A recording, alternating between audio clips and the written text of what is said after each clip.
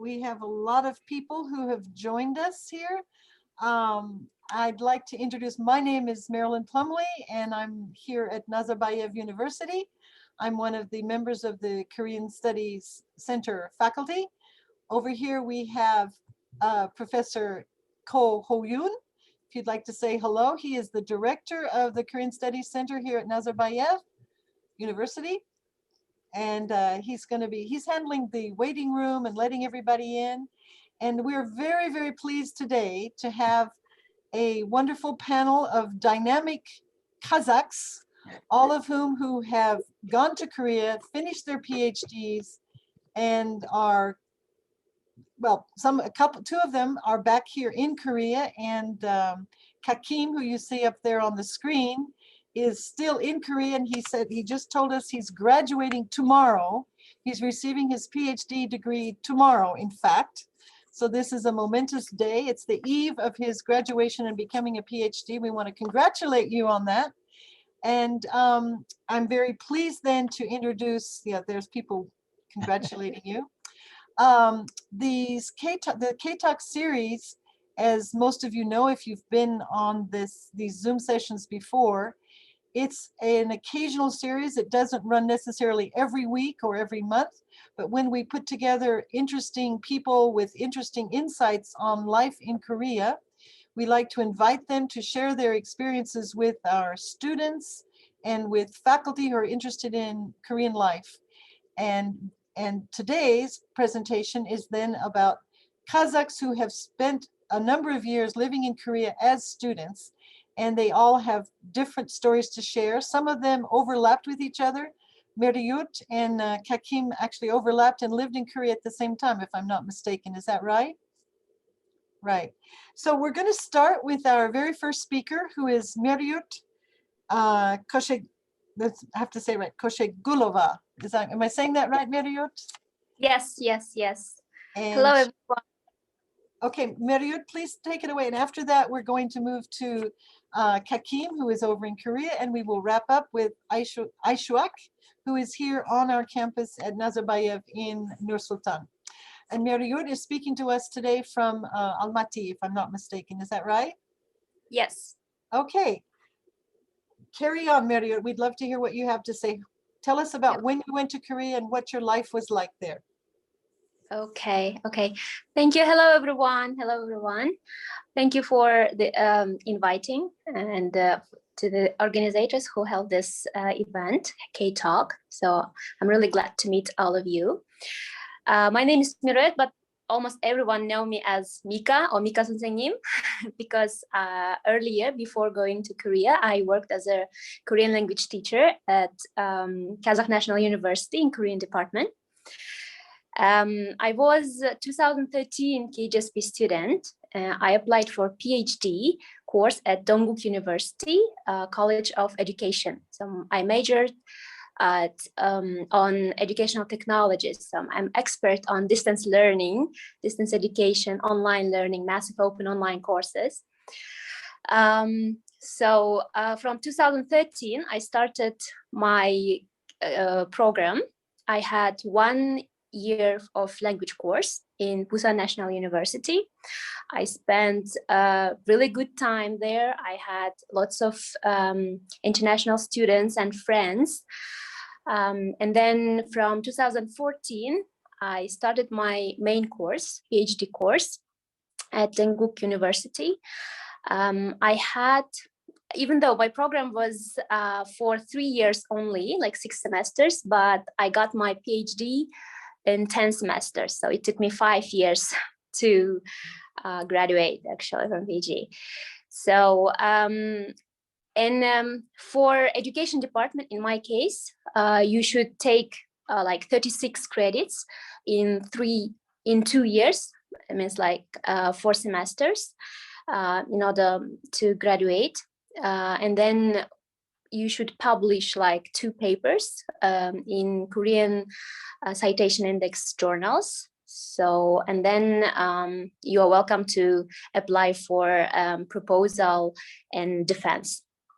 So it took me like 2 years of coursework. It was really good because we had some time for adaptation.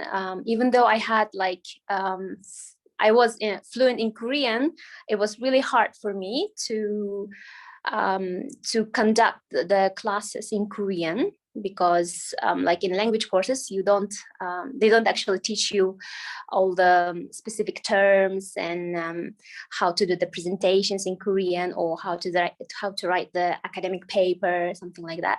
So it was really difficult first year it was really difficult for me. Usually like for 1 week you have like 9 credits, 3 classes, and then you should like read 3 to 4 books in Korean, all in Korean. So it was really tough time for me. I remember buying like English and Korean version of books, same books, in order to understand the context and then to prepare the presentation. So, but my group mates helped me a lot. They were all Koreans. I was the only international student by department by that time. So what else? So I used to read almost all books in English, and then translate, I mean, like both Korean and English. So that might be a little bit helpful who cannot speak fluent Korean.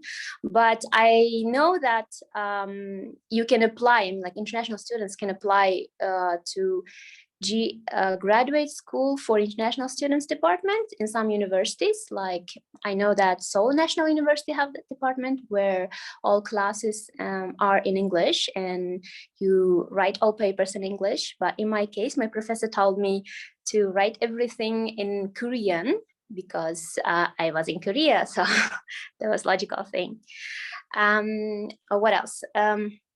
So it took me like 2 years to do the coursework, and 1 year to publish 2 papers, 2 articles, and then 2 years to do the research on my thesis.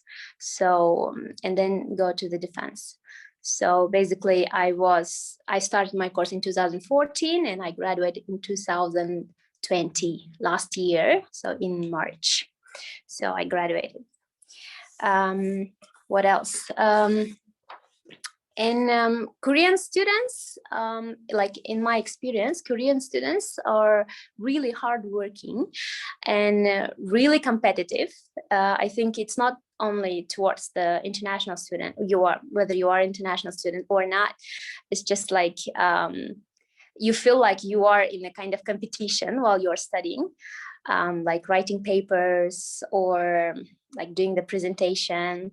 So you should be like all prepared, and then like in discussion things you shouldn't answer, like if your age is not how can I say, if you are the youngest, you shouldn't ask questions to the elder students, because it was PhD and I was the youngest one, and it was kind of like there were some awkward moments during the classroom. And then after that, after the classroom, some of the students came to me and telling like, you shouldn't ask me the questions, something like that. So it was kind of cultural shock at first, but then I got used to it.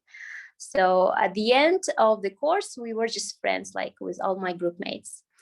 And my professor was really supportive. She helped me a lot with writing papers, choosing the topic. But even though it took me really long actually to find the like topic and then do the research and then to go to the defense, it took really long.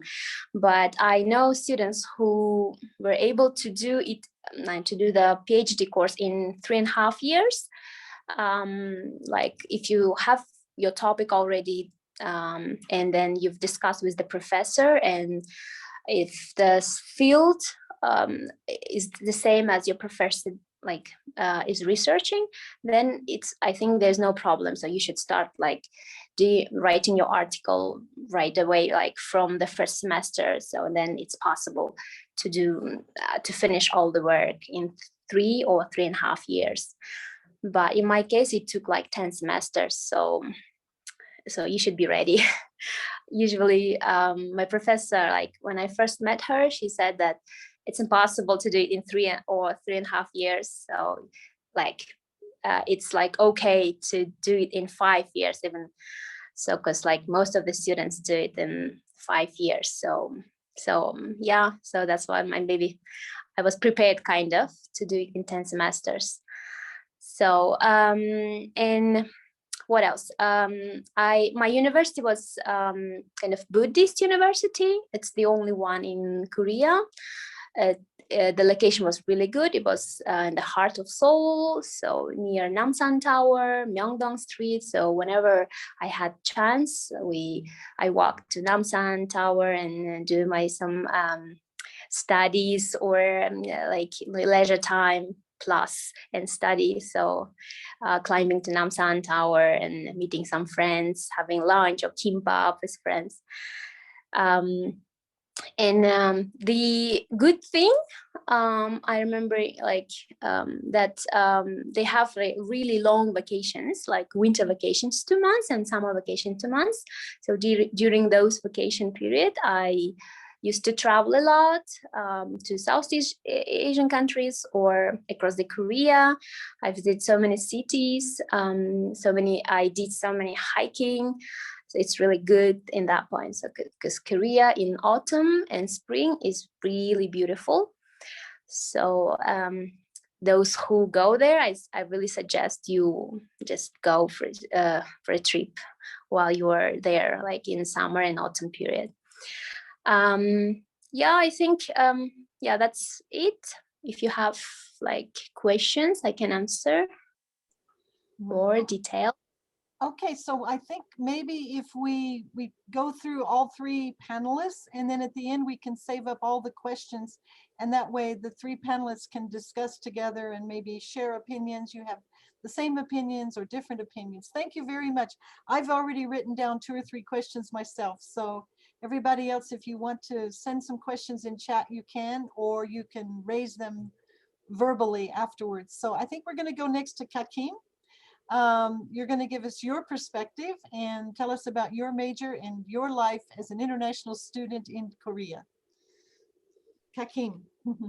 Yes. Thank you, Marilyn.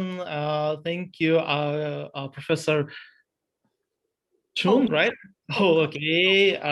Thank you for invitation and thank you for having me. And hello for everyone. I'm really happy to see you here, and I hope that my presentation will be fun, will be useful for you. So let me start. Okay. I have prepared like a small presentation so we can all look through it. All right. So K-talke, student life in South Korea. First, let me briefly introduce myself. So my name is Kakim. I was born in Kazakhstan, and I got my PhD from Hanyang University. I'm a KGSP scholar as Miruert. I got my scholarship in 2015. Also, I'm a co-founder of a cosmetic company. It's a medical consulting company. I do research, and if you have any questions related to South Korea, education, or startup, you feel free to contact me on Instagram, Facebook, or even on Clubhouse. So here we go. So the first question, why Korea? There are like 4 main reasons why international students go to study at South Korea. First, it's quality of education, high standard of living, experience a rich culture, or employment opportunity. So I want to ask like a quick questions for those people who are participating in these sessions. So who wants to go to South Korea and get a job? Can you just like raise your hands or like show something so I can see?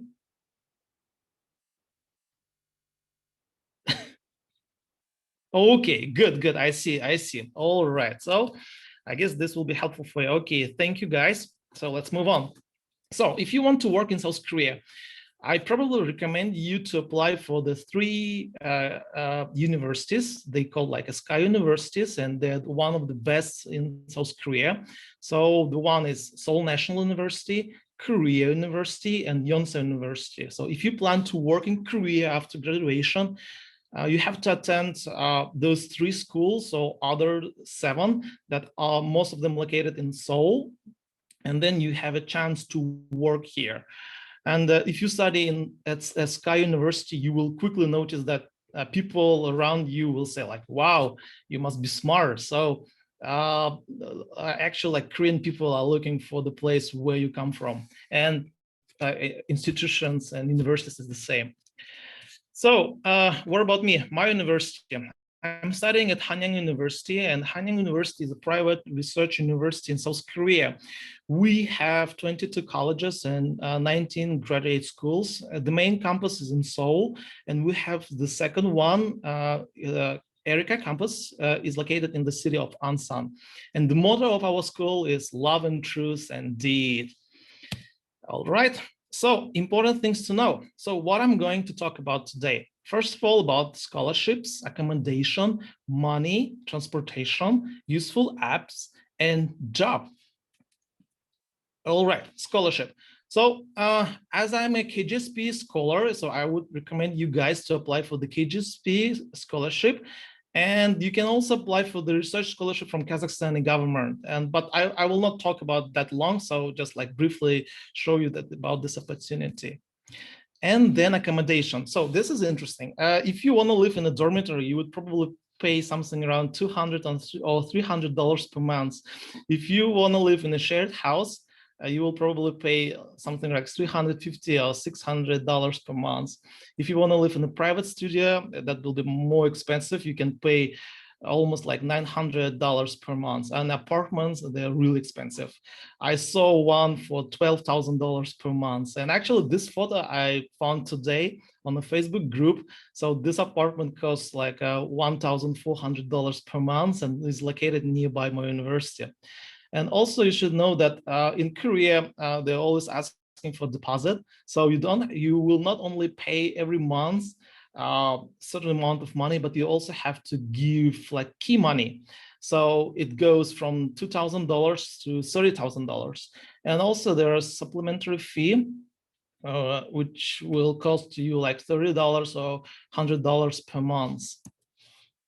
Money. All right, so for accommodation, you will probably pay $300, $700 per month. Food will cost like $350 if you will be sure, if you save a little bit. But for like living for like ordinary student, you have to pay like something around like $400 or $600 per month. Transportation will be like $150. School fees, depending where you go, it can cost you like $4,000 or $8,000 per semester. And dating, like if you have someone to meet, like $300 and more, it's up to you. Okay, so about transportation, this is interesting. Korea has one of the best transportation system in the world. And what I like, you can see in the picture below, my student card. And this is not my only student card. I can use it as a bank card, so I can pay with it. And I can also use it in the public transportation. So I can use it as a, how we call it, in Kazakhstan, in Kazakhstan, we use this transportation card. How we call it?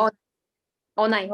Onai, yes. So you can use it same as Onai, but you can pay it in a bus, in the subway. You can use it in a taxi. But for KTX, you have to pay from your private account. Okay, useful apps. Those apps you need to download when you go to Korea. So the first one is Pedal Yogyo. If you are hungry and in the coronavirus, you cannot go out and eat in the restaurants. So you have to probably order food for your home. So yeah, this service will help you to book your food, and they will deliver it in front of your door. The next one is Neighbor Judo. Neighbor Judo, this is the maps. This is a map application. So here you can find easily any locations in Seoul. You can, if you have to go to any other places, I strongly recommend you to download this app. It's so useful and it will like help you a lot. The second one is the third one is K-talke, and K-talke it's something similar to the WhatsApp. Korean people use it a lot, and if you have Korean friends, this is the great way to communicate with them. They don't usually use like WhatsApp or other messengers, but K-talke is fine. Another one is Neighbor Sajon. This is the dictionary. So you can translate all of the words from Russian or English into the Korean and vice versa. And the last one, this is Jihachol. It's the Korean subway. You have to have it. Like, this is my recommendation. Probably without those apps, you cannot live in Korea. It will be so hard. All right, so this is the screen from my phone. You can see the apps that I use. So I will also recommend you to download these apps. Let's see. So this one, this is online banking. So in Korea, you can pay all of the like fees or tuitions through the online banking. So you probably you probably download this app and open your bank account. The second one is Tada. If you move from your apartment or your school to another city or another place to live, you probably need this application. So they can help you to move your luggage or your stuff from one place to another. Another one is Tangen Market. I really love this application. This is the application so useful for students where you can sell your old stuff. So I sold my old computer. I sold my table, so I could make some money when I'm short. So yeah, strongly recommend you to download this app. And the last one is Jikpang. The application will be useful for you when you will search for the place where to live. So they have a lot of opportunities, and you can also find the place where you live looking for the map. All right, job. If you graduate from the Korean schools, you can apply for the job, and you can take a look to these like links. First one is Saramin.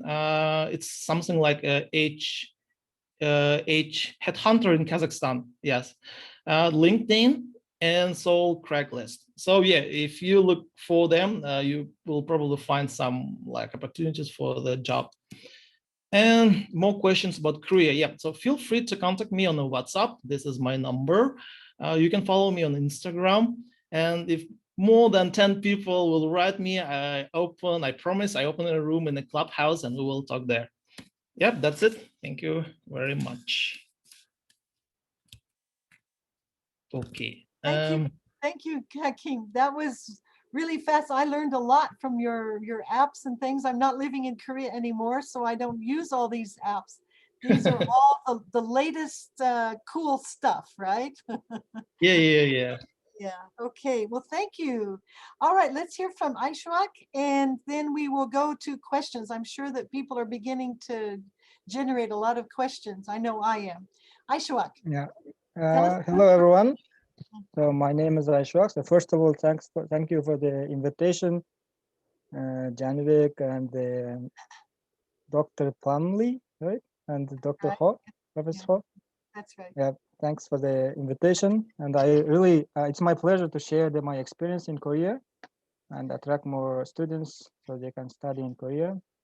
And my experience actually a little bit different from the Merritt and Hakim, I believe, because how can I say, scholarship was different. So my scholarship was from the university, from the Sejong University. I studied in Sejong University in Seoul, and the scholarship was paid by my supervisor from the project. So I worked as a research assistant, and they paid me as a salary, and I paid my tuition. But in the Sejong University, they had the scholarship for international students. So as Mirwet said, that in first 2 years you have to take courses to cover the credits, and this when you're studying this course-based, I can say course-based in this course-based terms, their tuition fee covered by the university. In that case, you don't need to pay any tuition. So once you complete this course terms, then you move to the research base. In that case, you pay the very small amount just for the using the labs. In that case, you have to pay by yourself. So in that case, again, I got the salary from my professor from the project, and this was covered by this. And also, not like a Kakim or Mirut, I didn't study the Korean language. So I went there, and I didn't know the Korean language, and it was a bit difficult for me because in Korea, not everyone speaks Korean. And also, when you go to the market, if you don't know in Korean, it's very tough. So I suggest before going, if you plan to go to Korea, before going, please study the Korean language. In that case, it will be more helpful. Also, the Kakim showed some applications, and most of them are in Korean. So if you don't know Korean, you cannot use that applications. And I went there in 2016. So before going, I was discussing with my supervisor my future works, what I will do in Korea, my research topics I discussed, and I decided before going there. So right away, when I was in Korea, I started my work, and I completed in 3.5 years my doctoral degree. And also compared with Kakim and Miruet, I went there as a family. I had my wife and my kids there with me, and going there with family a bit again tough, but one good thing is the Korean professors, supervisors are very helpful. So they always support. If you have any problems, they always solve. Even the Korean students, the lab mates are always helping me if I have some problems with going to the doctor, because in Korea also again not all the doctors speak English. So for example, my son was sick, then I have to go to the doctors, and in that case I ask my lab mates to help me to translate. And so in order to avoid this I can say tough times, you should learn Korean before going there. And what else? So again, the Kakim showed the two scholarships from one Korean government, one from the Kazakhstan, and the Korean government one. In that case, you have to learn Korean language, and you have to pass this Korean test, TOEIC, I think. And also, you need to spend some time to study Korean language. And the one I went there was from the professor, so it's research based. In that case, you will be hired as a research assistant, then you will get your scholarship from the professor. And also, when I went there, my professor was a bit tough. I mean, he was encouraging me to work hard. So because of that, I completed in short time compared with other students in 3.5 years, and I published during 3 years about 10 papers, high quality papers, and this helped me to get the postdoc position at the Nazarbayev University. Yeah. What else? I think most of the how can I say? Most of the experiences are shared by the Kakim and Mirur. So these are the different views from my side.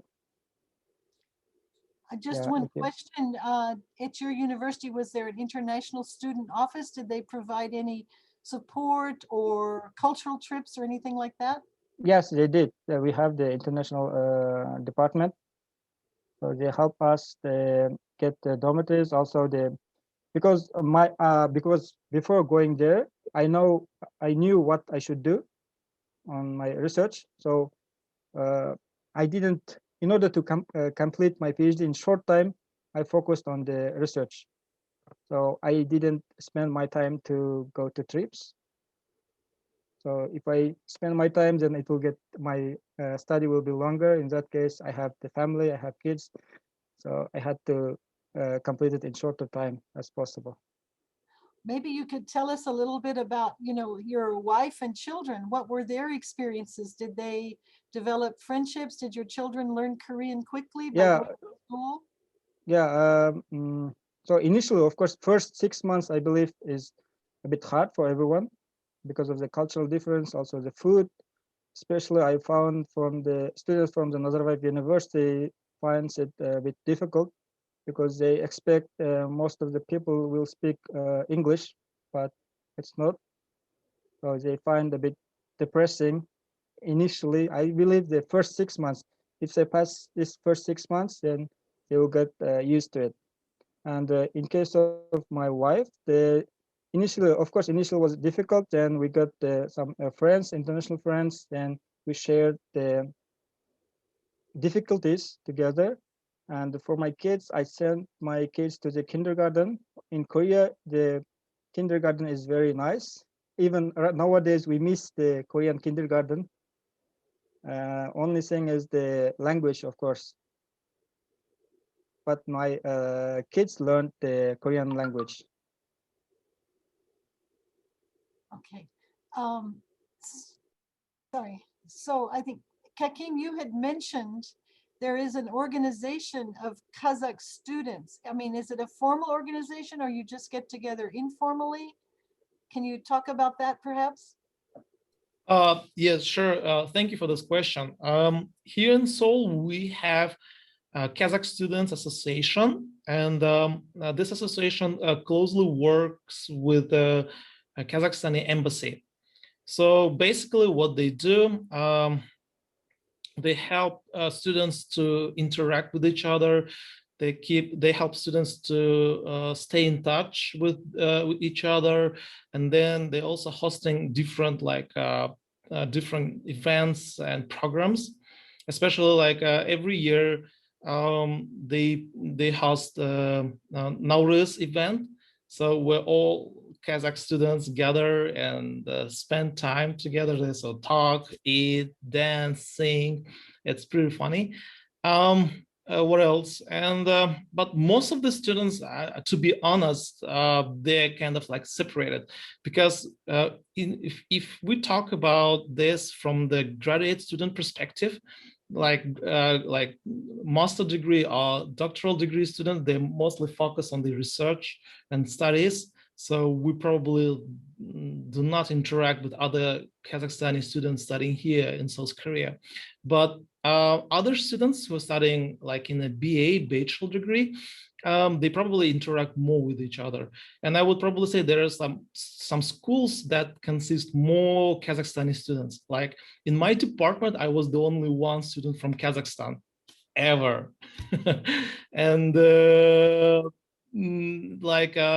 this department was not that popular among other Kazakhs, but like, let's say in case of some technical schools like KAIST or Sejong, where I studied, there are a lot of students from Kazakhstan, so they can stay in touch with each other.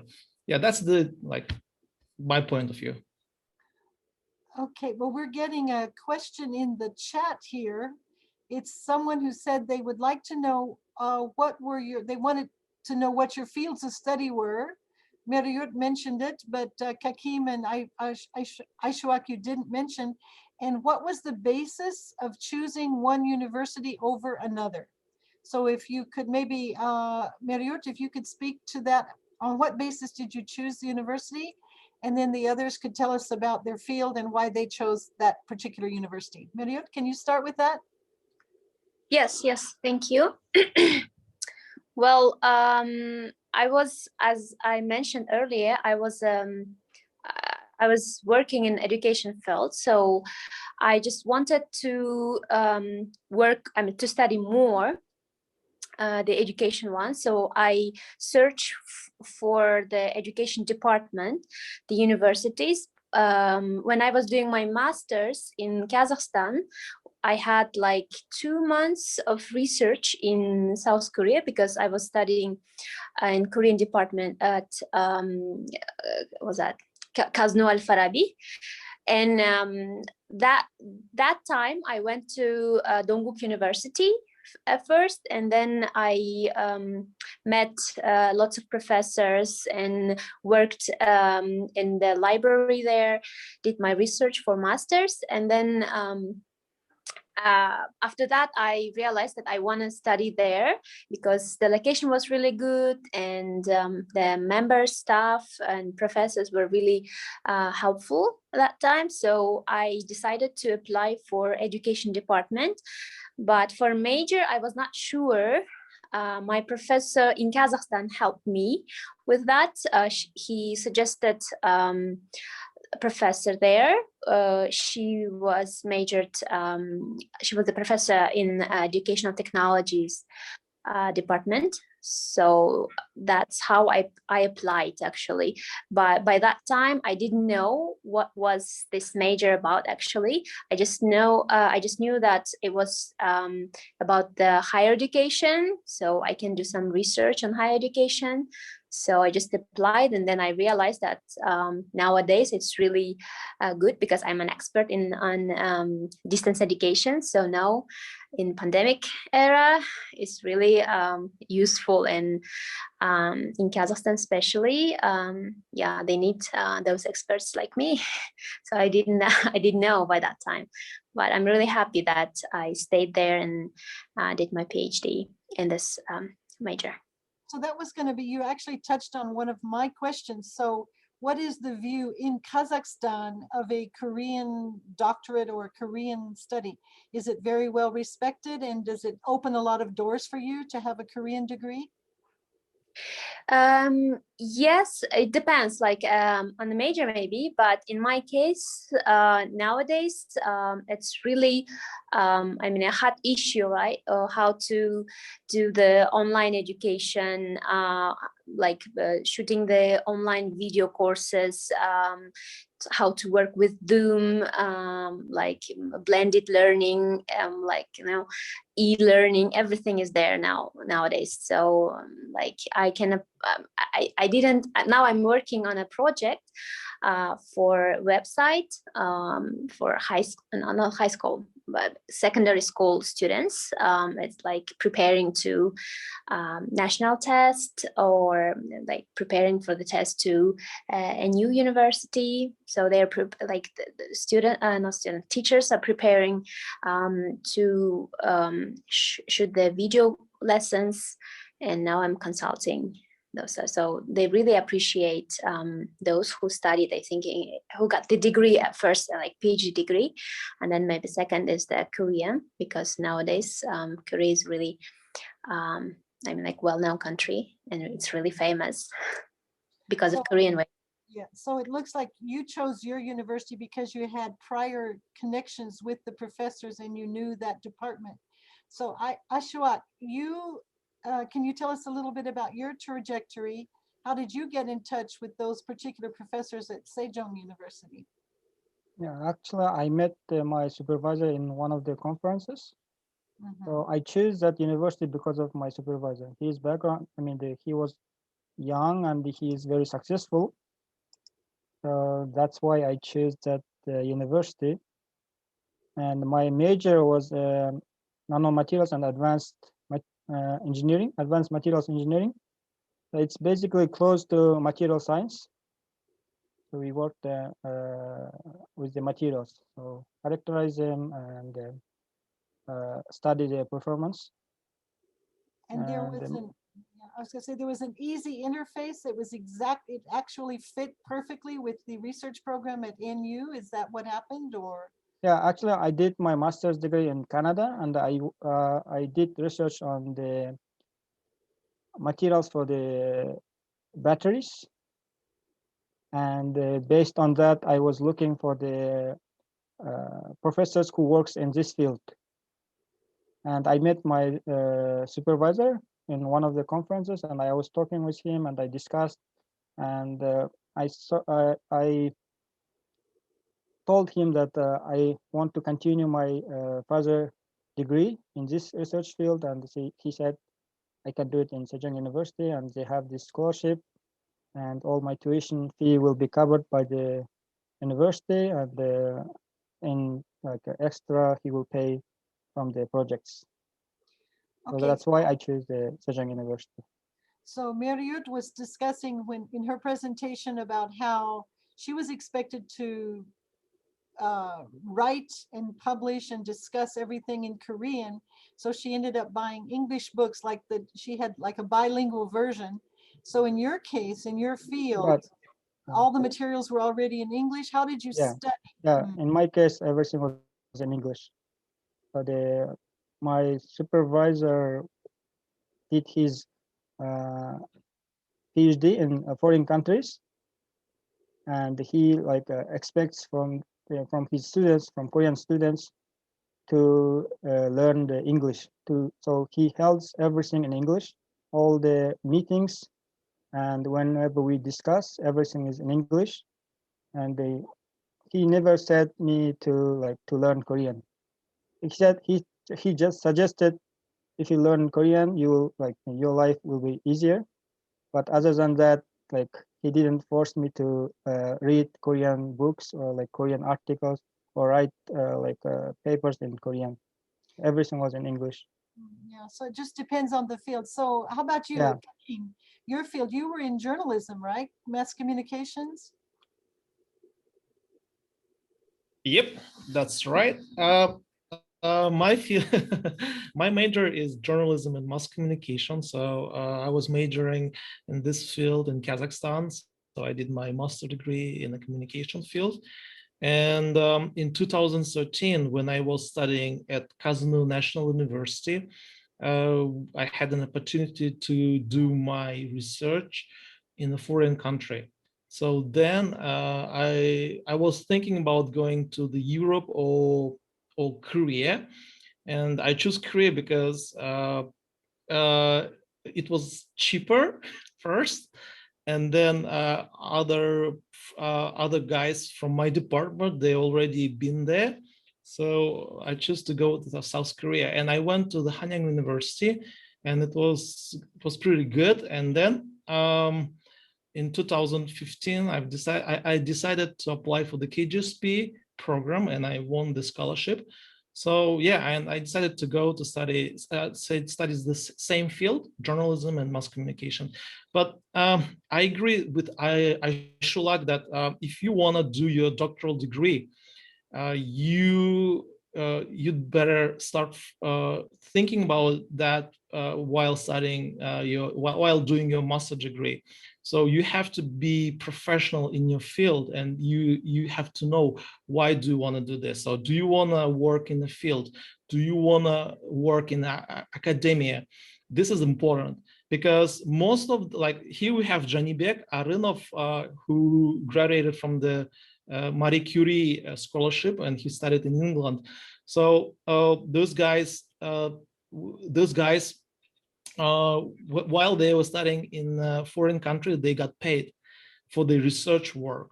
So this is how it works. So, but in our case, like with me and Miruer, so we didn't pay for our work, for our research, we were just studying. So it felt like we just keep doing our studying from Kazakhstan and South Korea. But we have to remember that doctoral degree, first and foremost, it's a science. So you have to be a researcher. So this is an important thing. Okay, so how did you happen to choose Hanyang? That was one of the original questions from the chat. How did you choose that university? Oh, sorry. Yeah, in 2013, I went there for my research project when I was doing my master degree at Kazakh National at Al Farabi University, and then well, since I had experience studying there before as an exchange student, so I decided to go there and do my PhD. Very similar to what Meriut did. You knew each other back from Al Farabi, I guess. No. Miruert, my major was journalism and mass communication, but Miruert, she was majoring in Korean linguistic, right? I guess yeah. We are from different departments. Okay, I have lots of questions, but I don't want to ask all the questions. We have some new messages. Let me check here. Thank you. Could you please tell me how much time does it take to prepare for the KGSB application? So who wants to take that on? I think Meriut, you had it. Did you have a KGSP? Was that? Yes. Yeah. Okay. Yes. There are like you have to check on a website. I think it's Study in Korea, something like that, for KGSB application list. I mean, like you have several documents, but the main thing is like it doesn't take a lot actually. Maybe like few weeks if you have all your graduate diplomas, like original copies of diplomas, like notarized or something like that. So you have to prepare like official ones to make it official. And then the most time consuming part is like writing a study plan and motivational letter, why you want to study in Korea and particularly in that university. So it should be really strong. It's not just like, I just want to go to Korea or live there. You should have really strong study plan. And then after graduation, what's a plan to do? So that's the part that takes more time, I think.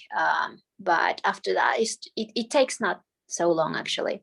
And now it's like, I think it's time for the application, I think until the end of February or mid of March. I think now they're accepting the papers for KGSP students. So you should just check, and if you have all the documents, then here you go. You just apply and send all the documents and then hope you'll get it. Okay. Kakim, do you have anything to add, or is that also your experience? Well, yes, I agree with Mirwet, and she's right. KGSP is one of the best programs that you can apply, and this program covers all of your fees, including transportation. So they will buy you a ticket from Kazakhstan to Korea. They will pay you around $800 or $900 per month. They will also pay for your medical insurance. And this program actually covers all of your fees. It's like Bolashak in Kazakhstan, but in Korea. So, and they don't ask you to come back to Kazakhstan, so you can stay in Korea if you want. The other thing, you have to know why you want to go to Korea. I strongly recommend to study here if you wanna master in the IT field. Otherwise, it's better to do your master degree here and then move to other countries in Europe or States. And about the KGSP, the application period started in February, and it will go until they will accept documents from the participants until the end of April, as far as I know. But it's better if you Google it. Okay, well, there's a connection to what you were just talking about. One of the questions says, I heard that the unemployment rate is quite high in Korea. Is it possible to get work in your specialization as an international student? Who would like to speak to that? Aishwak, you talked about working, but you were working for your professor. Yes. Your professor was paying you to do what kind of work? But you weren't working off campus, right? Yeah, I was working like as a research assistant in one of his projects. So he was paying from that from the project. I think the finding a job depends on the person. If you're good at from your major, I think you can find a job. And I met many Kazakhstan or international students in Korea who works in Korean companies. So they're working as a student, or it's after they graduate? No, after they graduating. Right. Yeah, right. even some of them, like, they don't know Korean and they still work in the in Korean companies. Okay. It depends on your background, I believe. Kakim, you're the one that stayed on, but you've ended up creating your own company. Did you ever try to find work in a Korean company? Yes, I did, but I have to be honest, it's not that easy. The Korean market is super competitive, and I guess you, Marlin professor, also know that Korea has only one resource. It's a human resource. They don't have natural resources, right? So they're always investing in to the people, and you cannot compete with Koreans. They are so good. So there's only like small fields where you can work. So most of the international students working in a trading field or in a translation work or yeah, or IT. Some of them working in IT. And I should like a few of them working under the like a professor supervision, but those folks, they're like a few of them, so they're really lucky. And because I know that for me it will be pretty hard to find a job in Korea in my field, like in journalism or in communication or PR. So that's why I established my own business, and I'm running it right now. Actually, this is my office. It's a home office here, yeah. Okay, well, we have a question here about, again, it's about the KGSP, the scholarship program. The question is, would you say it is more difficult for someone in a humanities field compared to somebody in a STEM field? And this person is saying that they applied in 2020, but they didn't get it, that about 4 people out of 120 were given the award. And so they were wondering what was the acceptance rate in the years when you applied for the PhD program.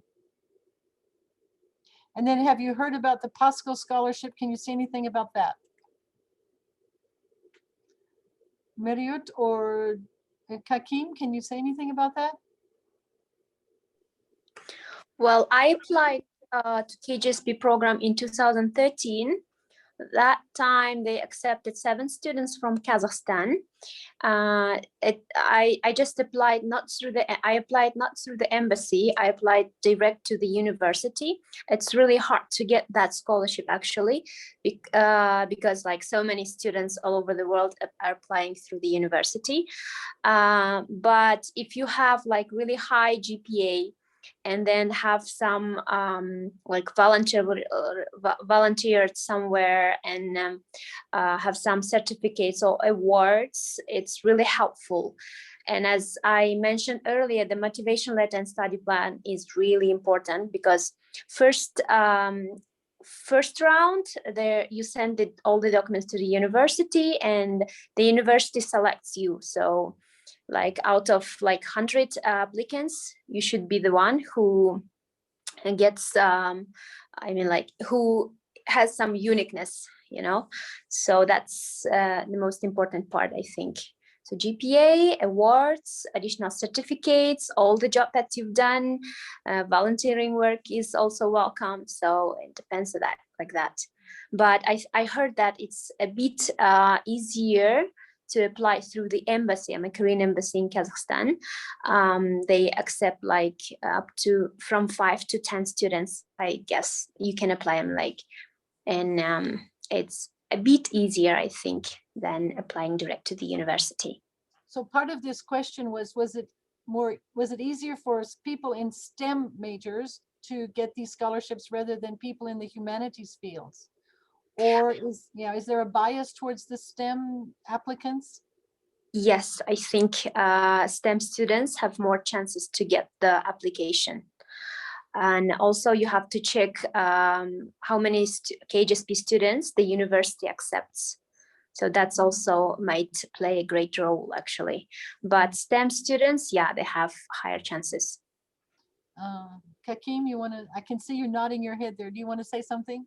Yeah, I want to add that for those folks who want to study in Korea, and if you apply through the KGSP program, it's better to apply not to the schools that are located in Seoul, but apply for the regional universities that are located in like other cities like Busan, Daegu, Daejeon. So if you apply for the schools that are located in other cities, not Seoul, then you will have probably more chances to be accepted through the KGSP.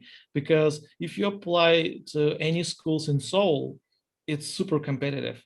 it's so hard to get there, and they can really easily reject you. I'm not discourage you to apply for the Seoul, but you have to know if you like.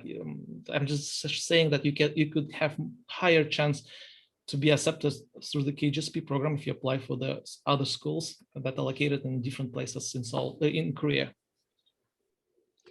Okay, I think I've scrolled through some of these. I see that Kakim is answering some questions on the chat. Someone said, what is the most important criteria to emphasize in your KGSP application? Meriot already spoke to that. Like everything has to be special and unique and outstanding. Would you say there's one special thing you have to focus on? Either of you, Kakim or Meriot?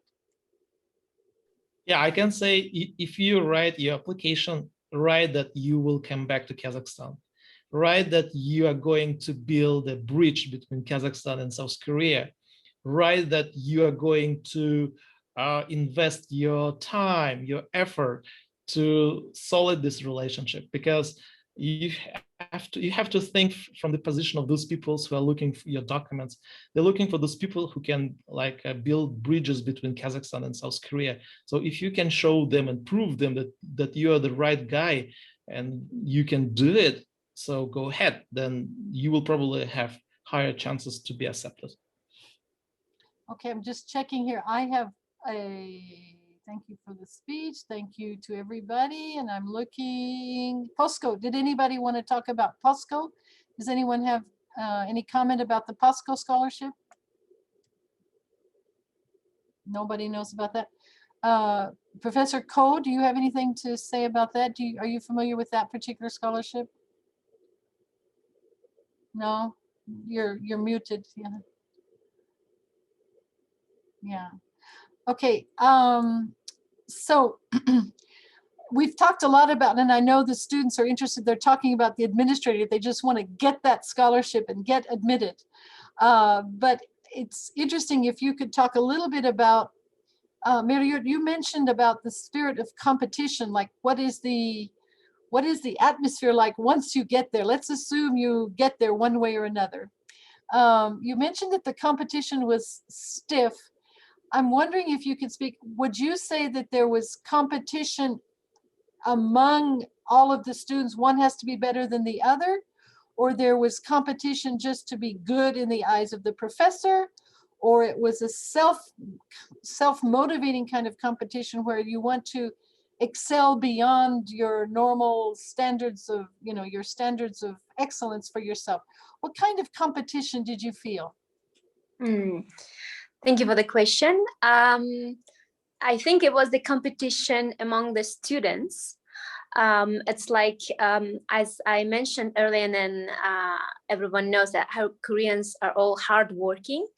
And by hardworking, it means like, if there is a chance, they study like all over the night. And if you, for example, they give you same homework, and then if you had like a chance to look up more, search more and mention something extra, and then students feel like kind of, oh, I didn't work enough, maybe. And that's why how you get, feel that they are competitive. And because like professor usually, like you have so many students in the classroom, and then you it's really important that professor remembers your name exactly, so that's the point, to get some higher score. That's a chance to get some higher score, especially if you have like really crowded courses. So that's how you feel that those are competitive. It's like, in my case, like I was the only international student in my department by that time. So, and the rest of the students were Koreans, and those who are working, because all, in my case, PhD courses were in the evenings, so from 6:30 to 10:30, something like that. So after work they come, and because they work, they cannot read like whole 4 books in 1 week. And since I'm a full-time student, so I had no chance, like, reading all those 4 books and then telling and reading more extra and adding some more like extra information to your presentation. So it depends, like professor started comparing, saying like, oh, Mika is or that even though she's an international student, she's more, that kind of acknowledgement really bothers the other students actually. So yeah, so especially because you were the youngest. Yeah, you said you were the youngest. Yeah. Yeah. So Aishak and Kakim, how was it for you in terms of competition with the other students? Aishak, yeah, we haven't heard from you for a while. What was competition like for you? Yeah, in my case, not like a mirror. I had other international students in our group, and also I think all the students, they want to, how can I say, like a mirror said, they want to like a professor to remember their name. So you want to be the one who like professor likes. So because of that, they study hard, they study extra. So you want to get more attention from the professor. So in terms of like this, I think more how can I say? So like Birgit said, professor usually when you have meeting, they say, "Oh, see, Aishwak did this, Aishwak did that. You didn't do this. You didn't work hard. You didn't like you slept last night. You shouldn't be sleeping." Like such things. So because of that, we study hard. Like we try to compete with each other to get more the attention from the supervisor. That reminds me, there's a saying in Korea that they tell the high school students, if you sleep more than 2 hours a night, you're going to fail. Yes, exactly. Yeah. So Queensland, you put in those all night, those red eye nights to show up the next morning bright and bushy. How about you, Kakim? What was the competition like in yours case? Well,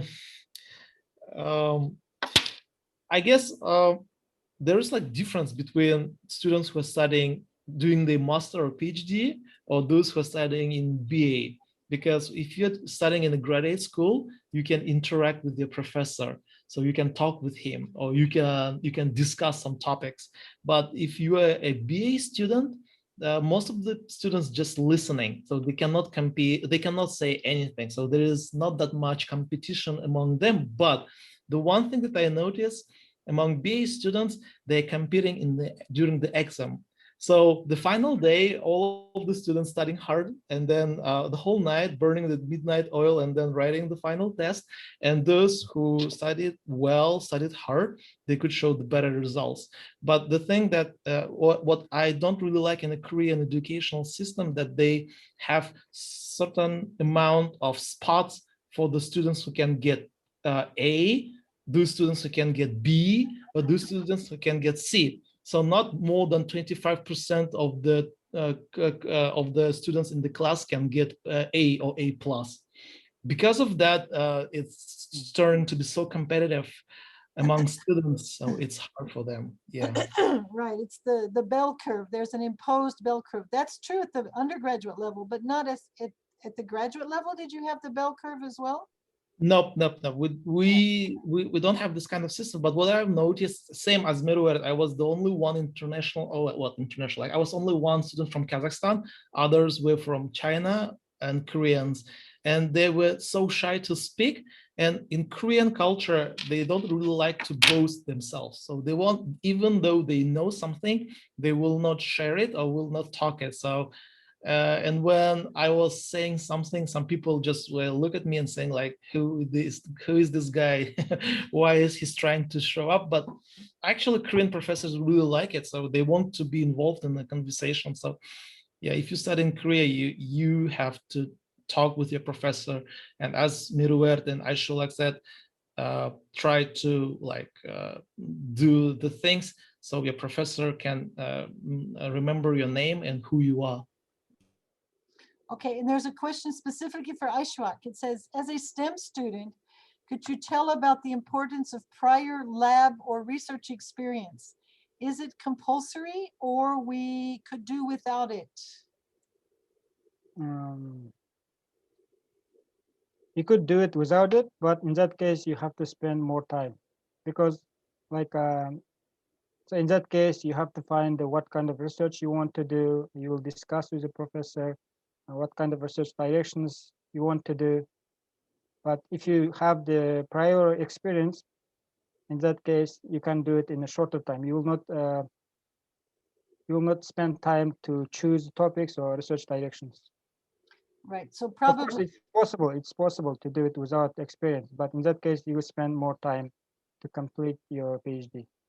but if you come without experience, maybe the professors are not necessarily interested in having you. I mean, you were lucky because you had prior experience. I mean, the professor's not going to want you if you come without experience. Isn't that right?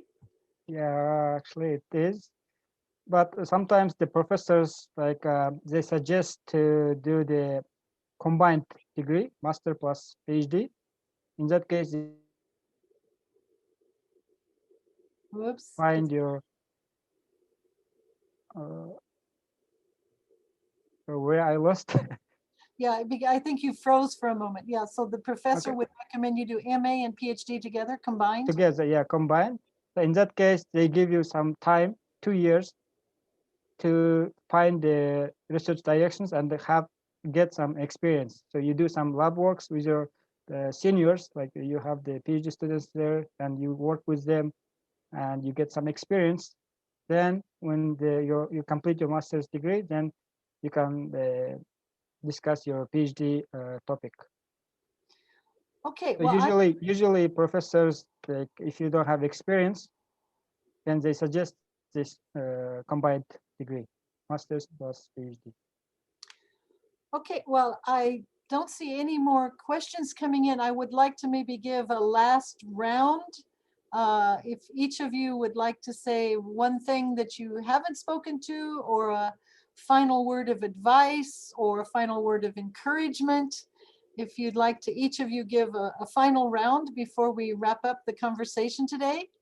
If we don't get any other questions. If another question comes in, I'll field that to you. But Meriut, would you like to lead off on that? A final word of advice or recommendation or whatever? Yep, thank you. My advice is maybe it's important to finish it in short period, the graduate school, like as fast as you can, like in 2 years, maybe 3 years, like I did. But I recommend to have more, I mean, like to be prepared more, to study more, like maybe if for masters, maybe like not 2 years, but 3, for PhD, not 3 years, but 4 and 5, and have some time to make friends, to travel around, get close to the culture, because after you graduate, it's up to you to stay in Korea or not, but usually international students decide to move on. In my case, I'm really happy that I'm back because I stayed there for 7 years. I tried to make some Korean friends, tried to learn some culture from the inside, and travel a lot also. So now I have some memories about Korea, and I still keep in touch with my friends.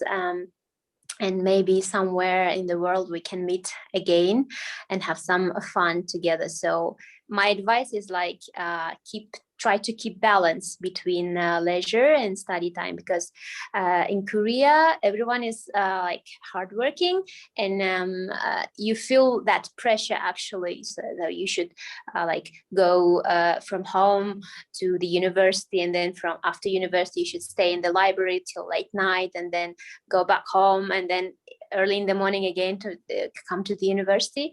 That pressure is there, but for graduate students especially. But I suggest you keep balance and have some leisure time also. Let Thank me you. ask you, in terms Yeah. of leisure, you mentioned hiking. What was your favorite leisure activity in Korea? I think that while I was in Busan, Busan is more like beaches. So in summer, we used to walk a lot, do some trekking along the was that beach. But in Seoul, it's kind of mountainous. They have really beautiful mountains, and it's really beautiful in spring and autumn. So I used to hike a lot with friends. Some Koreans also, because like on weekends, you see so many people going there and like hike. So especially elders. So I like, yeah, And- it's really. And after the hike, how do the hikes end? Soju and makgeolli. Yeah, the end of the hike is, the hike is kind of the investment in the social pleasures at the end of the hike, right? Yes, that's true. That's true. Yeah, you can meet some friends also. I mean, like you can make some friends there, like, and then find some partner to hike every week during the hot season. So Right. yeah. Okay, how about Kakim? What is your favorite, your word of advice or whatever, and then maybe your favorite leisure activity in Korea? Well, I would say whenever I would say that first and foremost, you have to understand why you want to go to South Korea. Like, are you ready to spend the next 2 or 4 years of your life here? What are you looking for? So it's not just because you like K-pop, K-drama, or songs or culture, whatever.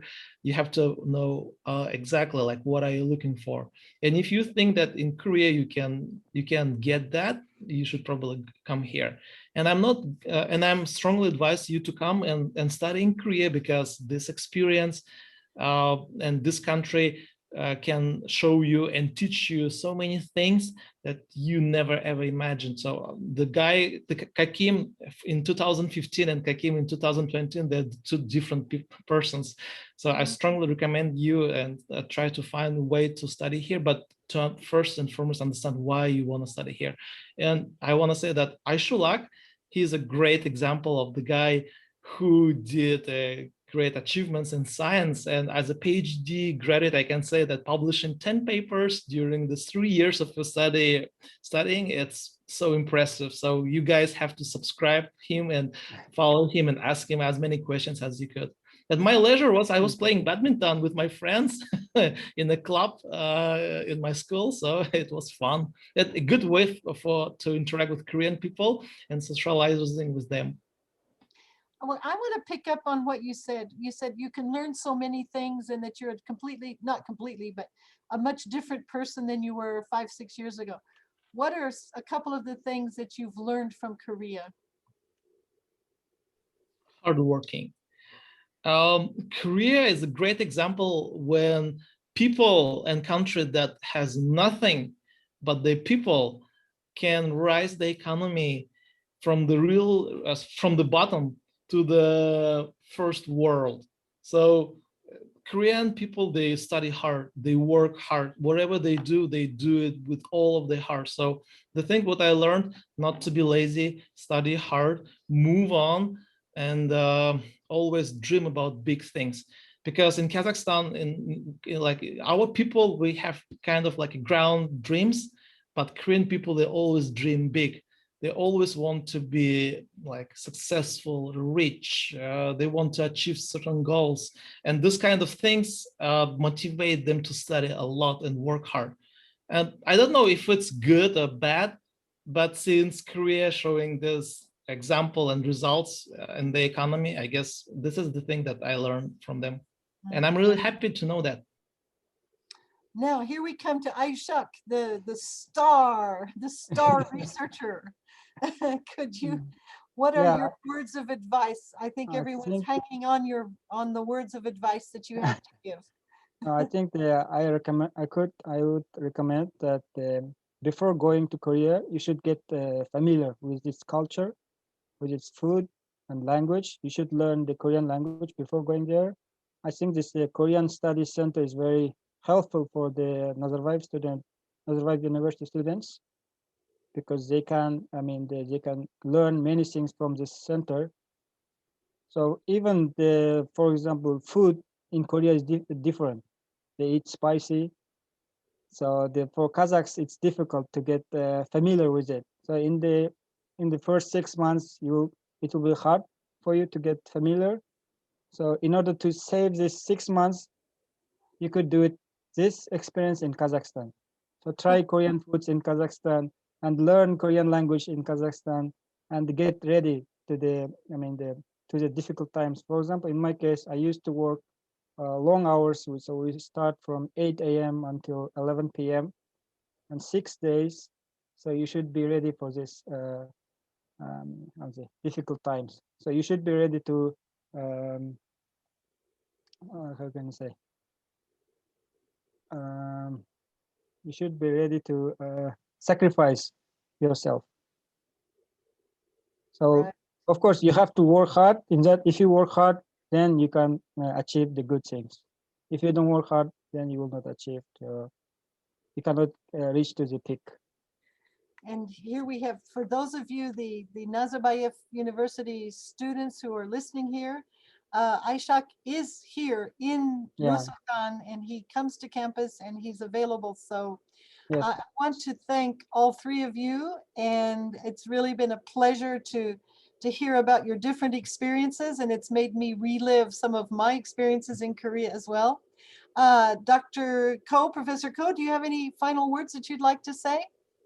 Oh, maybe would you like to announce we have a K-talke coming up on March 12th. Would you like to announce that, and anything else? No, I just want to say really, really thankful to all wonderful and amazing three speakers today. Well, as a Korean national, it's a really amazing and pleasant to hear that you had a nice memory in Korea. Well, maybe I cannot survive in Korea,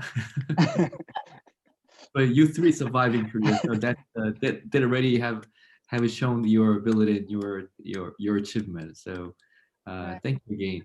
And as Dr. Plum mentioned, we will have another session about Korean and K-talke in March 12th. So we will send out announcement email soon. So stay tuned with us. Thank So you. in a couple of weeks. Thank you again very much. 너무너무너무너무나 감사합니다. Okay, thank you. And thank you everyone for attending. And we'll look forward to seeing many of you at our next session on March 12th. Thank you. 감사합니다. Somebody's writing. Thank you.